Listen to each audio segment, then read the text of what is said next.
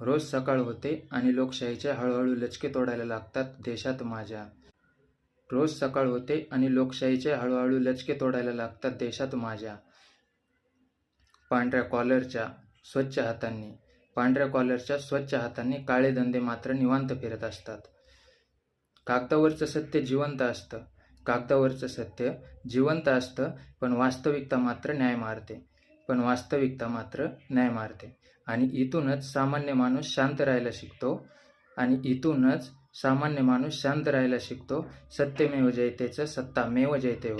सत्यमेव जयतेचं सत्तामेव जयते होतं. देशात माझ्या प्रश्न विचारला की गुन्हाच तो ठरतो. आणि इथूनच सत्तेची भाषा बोलायला लागते. हळूहळू हुकुमशाहीकडे जायला लागते. वर्षभर चालतात आदेश आणि भीतीचं राज्य गाजतं. आणि अचानक 26 जानेवारी आला की सकाळी उठून आम्हाला शिकवलं जातं की प्रजासत्ताक काय असतं. झेंडे फडकतात, भाषणंही होतात, पण लोकशाही मात्र स्टेजवरच राहते.